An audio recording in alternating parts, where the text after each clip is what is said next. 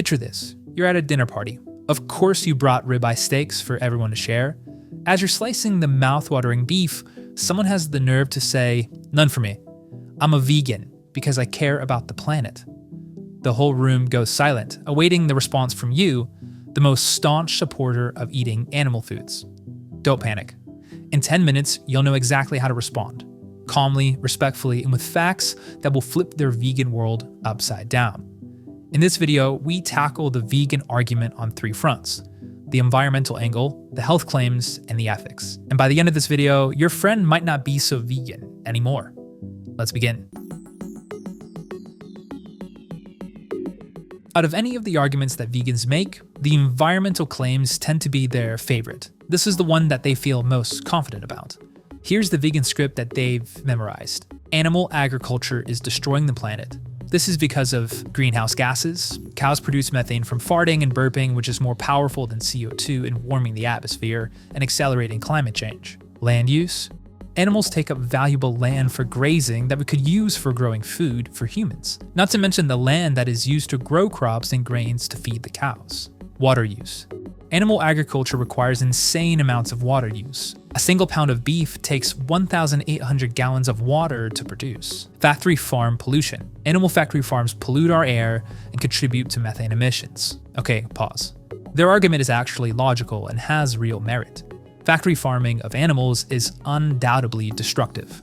But here's what vegans rarely acknowledge. Factory farming of plant crops is no better. First, let's agree with them and say that they are correct about industrial animal agriculture. This will disarm their defensive posture. Then we can reframe their mindset. The issue isn't meat versus plants, it's industrial versus regenerative. Man's compromised form of growing food versus the way that nature intended. When we remove the factory farm model, most vegan environmental arguments disappear. You can kindly let them know that what's actually causing the most damage to the environment today is industrial plant agriculture. This is because of the deforestation required to grow massive monocultures of corn, soy, wheat, and other vegetables at scale. Everything that goes into their delightful Beyond Burger and even the vegetable and grains that they buy from their grocery store. These crops require synthetic fertilizers, pesticides, and herbicides that run off into our rivers and oceans.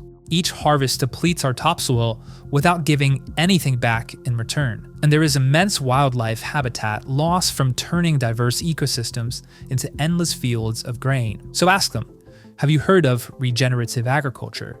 Animals are actually essential for restoring dead soil and bringing harmony back to nature. In a healthy ecosystem, animals are the engines for nutrient recycling. Grasslands make up 40% of the Earth's land and aren't proper for growing crops. They require ruminant grazing in order to properly function. A regenerative farm actually sequesters carbon back into the land and rebuilds topsoil. A well-managed acre of cattle can capture more carbon than it produces. This is important because carbon-rich soils have higher water retention, more topsoil, and more microorganisms that support a healthy ecosystem. More carbon in the soils means less carbon in the atmosphere. So in short, cows don't destroy ecosystems. When raised regeneratively, they rebuild them. The next pillar of the vegan doctrine is the health and nutrition side of things. Vegans think that they have discovered a cleaner, superior, and more enlightened way of eating. That meat is the main cause of modern disease in humans, and that plants are the most nutrient-dense foods that exist. And God forbid they watch the Game Changers movie and think that veganism is the most optimal diet for athletes. Here are the 3 main vegan talking points when it comes to health. Number 1, meat causes cardiovascular and other diseases because of saturated fat, cholesterol, and heme iron. Number 2, a vegan diet promotes longevity and energy due to fiber, antioxidants, and lower saturated fat. And number 3, you can get everything you need from plants. All nutrients exist in plants, and if you eat a balanced vegan diet, you won't be deficient in anything. They will likely point to the blue zones to show that people who live the longest are on high-carb, low-meat diets. Okay, let's take a breather. It could be infuriating to hear arguments that are so illogical and wrong, but first we have to compliment their commitment and intentions towards health. It's extremely important we are all on board for eating the healthiest diet we can, and then we can drop the truth bomb. Most of the modern health issues caused by diet are from ultra-processed plant foods, not animal products. Essential nutrients like vitamin B12, K2, HDA, heme iron, creatine, taurine, and many others come exclusively from animal foods. And if you actually look into cardiovascular studies, you will find that those people who are eating a standard American diet, they are often under-eating quality animal foods and are overeating highly processed grains and seed oils. Think a McDonald's diet. The high levels of saturated fat and cholesterol that we find in meat are actually nutritious and required for proper hormones, brain health, and cellular function.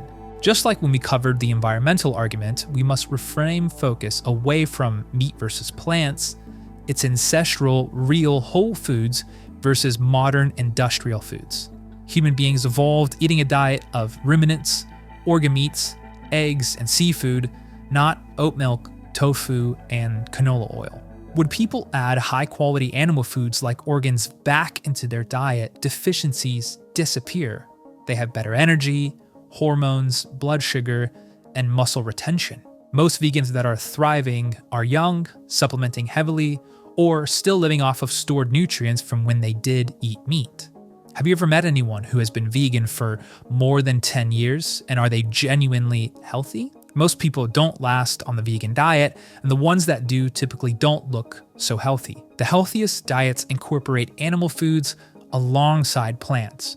When people say meat is unhealthy, they're almost always talking about processed foods, not real, whole animal foods. The studies that prove meat is harmful don't distinguish someone eating steak and eggs from someone eating a Big Mac with fries and a Coke. The people avoiding meat in those studies tend to exercise more, smoke and drink less, and eat fewer processed foods. That's what we call the healthy user bias. When you isolate eating whole animal foods and control for lifestyle variables, the meat causes disease effect disappears. The problem isn't meat, it's processed food. This is where things get the most emotional for vegans, the ethics. We must tiptoe carefully here to not upset our vegan friend, but to open their mind. The core of the vegan argument is that killing animals is unnecessary, cruel, and immoral. Full stop. Their argument is binary and absolute, which feels powerful to them. But this simple argument collapses when we add real-world ecology back into the discussion. Their main talking points are that 1, animals are sentient and capable of suffering, so eating them is inherently unethical. Number 2, we don't need meat to survive, so killing animals is easily avoidable. Number 3, factory farming of animals leads to mass suffering and cruelty. There is no such thing as humane slaughter. Once again, we can disarm their defenses with agreement. All life is deserving of respect and honor. But is a vegan diet really cruelty-free? A vegan diet objectively kills more animals, but just in a way that you don't see. Industrial crop agriculture kills and displaces millions of animals every year. To grow vegan staples, we destroy entire ecosystems to make way for monoculture fields. This displaces and kills millions of mice, rabbits, fawns, snakes, ground-nesting birds, billions of insects, and other animals. A vegan diet doesn't avoid death, it just moves it out of sight. To reframe it for our vegan friend, the goal in growing food to sustain humans isn't zero death. It's to honor the cycle of life.